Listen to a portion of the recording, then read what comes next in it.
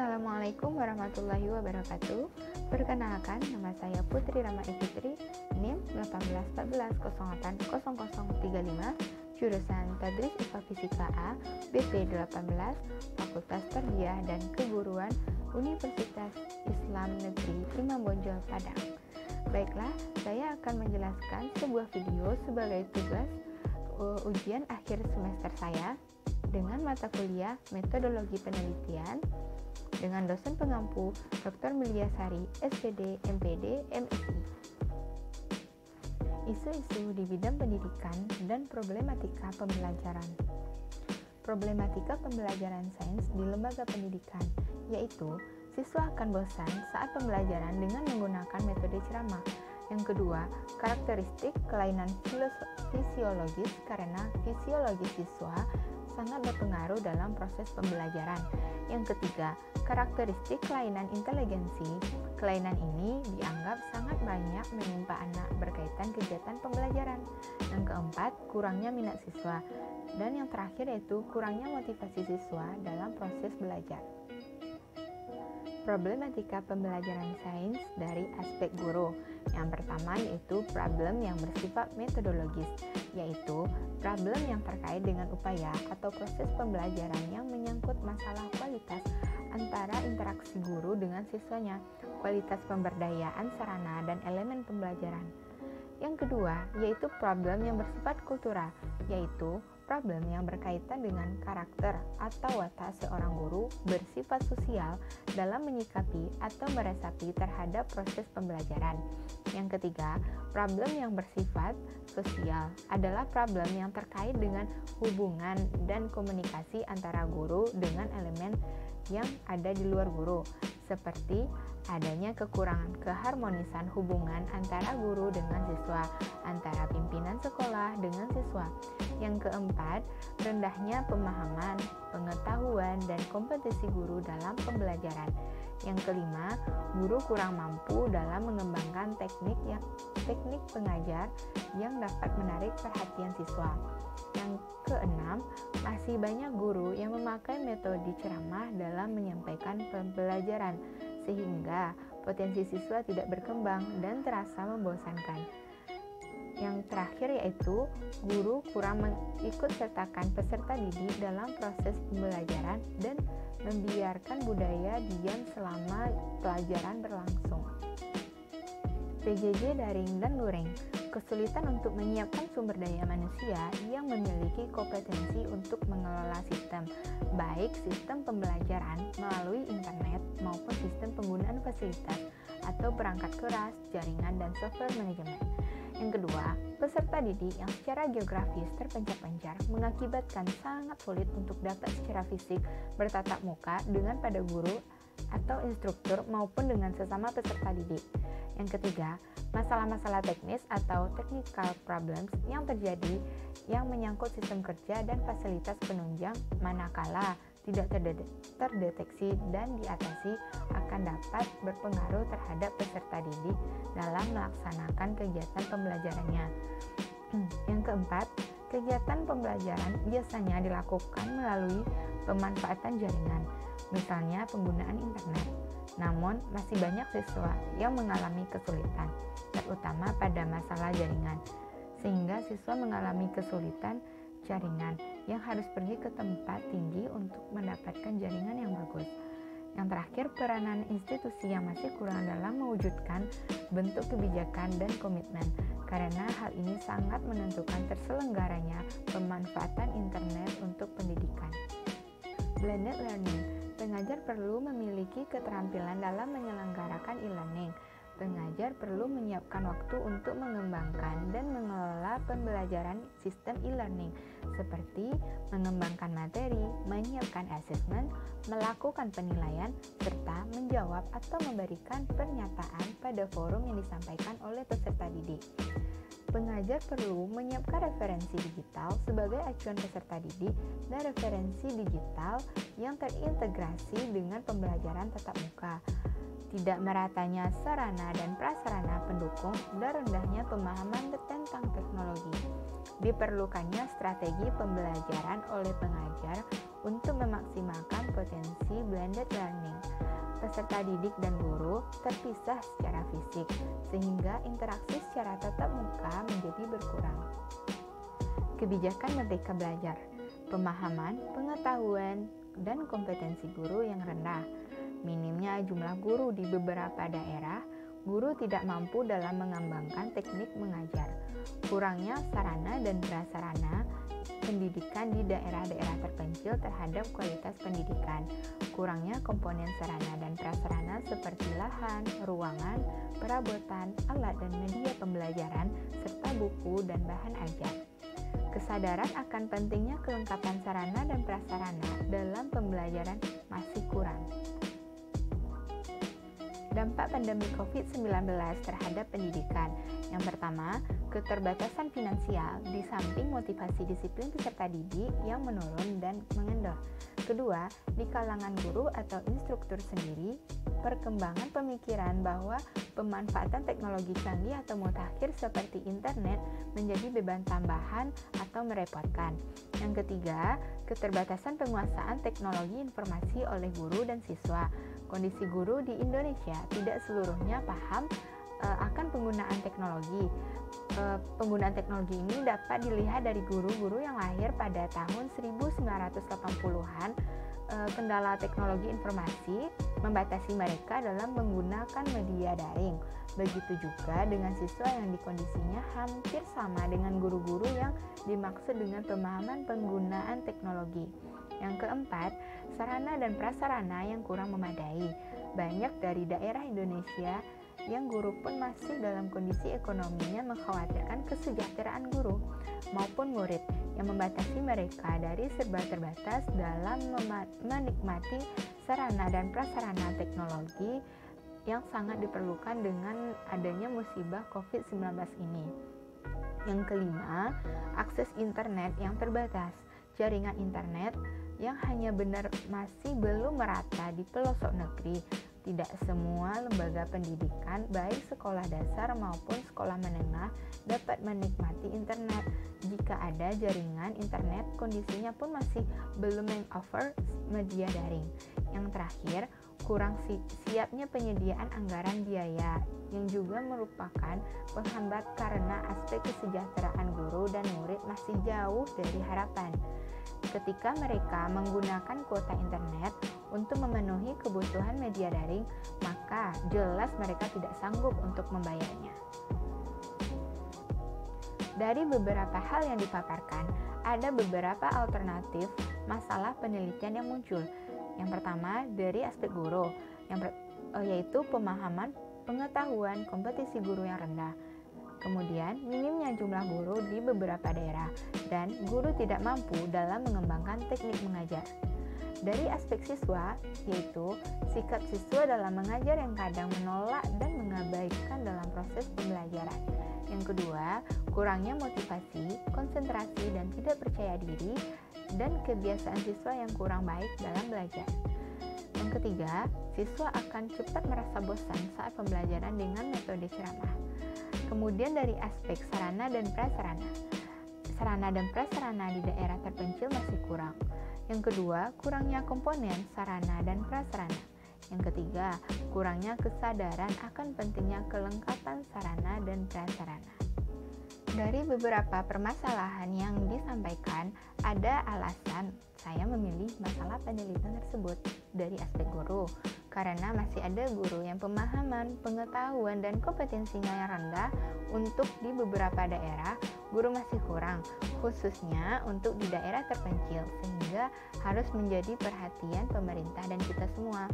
Kemudian dari aspek siswa, masih banyak siswa yang sering mengabaikan pelajaran saat pembelajaran berlangsung, sehingga hal itu berdampak pada siswa itu sendiri.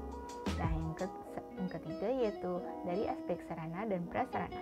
Sekolah yang tidak memiliki sarana prasarana dan minim akan berpengaruh terhadap proses pembelajaran, karena sarana dan prasarana digunakan untuk mempermudah pemahaman siswa tentang materi yang disampaikan, serta belajarnya pun lebih menyenangkan dan sangat berpengaruh terhadap kualitas pendidikan. Selanjutnya yaitu solusi untuk mengatasi masalah. Solusi yang pertama yaitu minimnya guru di beberapa daerah pemerintah sebagai lembaga pecinta guru di antaranya. Yang pertama, hanya lembaga pendidikan yang berkualitas mendapatkan izin dari pemerintah, melakukan pengawasan oleh pemerintah terhadap LPTK yang tersebar di seluruh wilayah Indonesia. LPTK harus selektif dalam menjaring mahasiswa. SDM, dosen di LPTK setingkat dokter atau guru besar atau profesor yang harus banyak berkontribusi dalam meningkatkan research and development. Yang kelima, pola pendidikan guru harus sesuai dengan prosedur dan perundang-undangan karena banyak LPTK yang meluluskan mahasiswanya tanpa melalui Tridharma Perguruan Tinggi atau pendidikan, penelitian, dan pengabdian kepada masyarakat yang benar dan sesuai dengan kurikulum pendidikan perguruan tinggi. Guru harus memiliki kompetensi dalam bidangnya. Pemerintah telah kompetensi guru sebagai yang tercantum dalam penjelasan peraturan pemerintah nomor 14 tahun 2005 tentang standar nasional pendidikan, yaitu kompetensi pedagogik, kompetensi kepribadian, kompetensi sosial, dan kompetensi profesional. Beberapa teknik yang dapat digunakan guru agar saat pembelajaran terasa tidak bosan yaitu: yang pertama, dengan menggunakan pendekatan pembelajaran konstruktivistik, yaitu menekankan pada usaha memberi porsi yang lebih nyata dan kegiatan belajar siswa dengan menemukan sendiri dan mengkonstruksi pengetahuan sendiri. Dan yang kedua, pendekatan teknik bertanya dapat meningkatkan motivasi belajar siswa sehingga siswa menjadi aktif dan kreatif dalam proses belajar mengajar, sekaligus melatih beberapa keterampilan siswa dalam belajar. Di dalam pembelajaran IPA, terdapat beberapa macam metode, di antaranya yang pertama, metode eksperimen atau percobaan, yaitu cara penyajian pelajaran di mana siswa melakukan percobaan dengan mengalami dan membuktikan sendiri suatu yang dipelajari. Yang kedua, metode demonstrasi adalah cara penyajian pelajaran dengan meragakan atau mempertunjukkan kepada siswa suatu proses situasi atau blend tertentu yang sedang dipelajari, baik sebenarnya ataupun tiruan yang sering disertai dengan penjelasan lisan. Selanjutnya yaitu solusi untuk mengatasi permasalahan dalam aspek siswa. Proses belajar didorong oleh motivasi intrinsik siswa. Proses belajar juga dapat terjadi atau menjadi bertambah kuat bila dorongan oleh lingkungan siswa. Dengan kata lain, aktivitas belajar dapat meningkatkan bila program pembelajaran disusun dengan baik. Guru sebagai pembina siswa dalam belajar. Sebagai pendidik, guru memusatkan perhatian pada kepribadian siswa, khususnya berkenaan dengan kebangkitan belajar. Kebangkitan belajar tersebut merupakan wujud emansipasi diri siswa. Sebagai guru, ia bertugas mengelola kegiatan belajar siswa di sekolah. Guru juga menumbuhkan diri secara profesional dengan mempelajari profesi guru sepanjang hayat. Sarana dan prasarana pembelajaran siswa. Lengkapnya, sarana dan prasarana merupakan kondisi pembelajaran yang baik. Hal itu berarti lengkapnya sarana dan prasarana menentukan jaminan terselenggaranya proses belajar yang baik. Kebijakan penilaian. Keputusan hasil belajar merupakan puncak harapan siswa. Secara kejiwaan, siswa terpengaruh oleh tercekam tentang hasil belajarnya. Oleh karena itu, sekolah dan guru diminta berlaku arif dan bijak dalam menyampaikan keputusan hasil belajar siswa. Kemudian yaitu kurikulum sekolah. Program pembelajaran di sekolah mendasarkan diri pada suatu kurikulum. Kurikulum disusun berdasarkan tuntutan kemajuan masyarakat. Kemudian, lingkungan sosial siswa di sekolah. Siswa-siswi di sekolah membentuk suatu lingkungan sekolah siswa. Dalam lingkungan sosial tersebut ditemukan adanya kedudukan dan peranan tertentu. Ada yang menjabat sebagai pengurus kelas, ketua kelas, OSIS, dan lain sebagainya. Dalam kehidupan tersebut terjadi pergaulan seperti hubungan akrab, kerjasama, bersaing, konflik, dan atau perkelahian. Selanjutnya, solusi untuk mengatasi masalah dalam aspek sarana dan prasarana. Untuk upaya pemerintah, Pemerintah harusnya meningkatkan anggaran dana pendidikan dan juga bisa menanggung biaya pendidikan bagi warga yang kurang mampu, baik untuk sekolah swasta maupun negeri. Pemerintah harus memperhatikan sarana dan prasarana yang ada di daerah masing-masing. Apakah ada kekurangan atau kerusakan? Pemerintah juga harus memperluas dan meratakan kesempatan untuk mendapatkan pendidikan bagi masyarakat yang kurang mampu. Adapun strategi yang dapat dilakukan yaitu pemantapan prioritas pendidikan dasar 9 tahun, pemberian beasiswa dengan sasaran yang strategis, pemberian intensif kepada guru yang bertugas di wilayah terpencil, pemantapan sistem pendidikan terpadu untuk anak yang berkelainan, serta meningkatkan keterlibatan masyarakat dalam menunjang pendidikan yang berkualitas. Selanjutnya yaitu upaya sekolah dan orang tua. Upaya yang dapat dilakukan yaitu seperti sekolah pandai-pandai mengelola dana dan juga harus meminta dana kepada pemerintah sesuai dengan keadaan sarana dan prasarana yang dibutuhkan di sekolah tersebut. Jika ada kekurangan, guru juga meningkatkan kreativitasnya untuk mengajar dengan alat seadanya. Untuk orang tua, mungkin bisa memberikan sumbangan yang dapat membantu proses belajar mengajar di sekolah dengan membayar SPP dan komite dengan tepat waktu. Kemudian, upaya lembaga pendidikan. Lembaga pendidikan di setiap daerah harus mendata sekolah yang ada di sekitar untuk mengetahui sarana dan prasarana yang kurang dan perlu ditambah atau diperbaiki. Kondisi nyata saat ini pada umumnya pemerintah hanya mengoptimalkan pendidikan yang ada di kota dan mengabaikan pendidikan yang ada di daerah terpencil, sehingga di daerah terpencil menimbulkan masalah kurangnya sarana dan prasarana dalam hal pendidikan. Contohnya, tenaga pengajar yang menumpuk di daerah perkotaan, sedangkan di daerah terpencil minim akan tenaga pengajar. Upaya-upaya tersebut jika dilakukan dengan baik dan sesegera mungkin, pasti pemerataan sarana dan prasarana di sekolah akan terpenuhi. Dengan adanya solusi tersebut, maka ada beberapa alasan memilih solusi tersebut. Yang pertama yaitu dari aspek guru. Dengan teknik dan pendekatan yang menarik akan membuat siswa menjadi lebih bersemangat saat pembelajaran, sehingga rasa bosan tidak akan dirasakan oleh siswa. Kemudian yang kedua yaitu dari aspek siswa.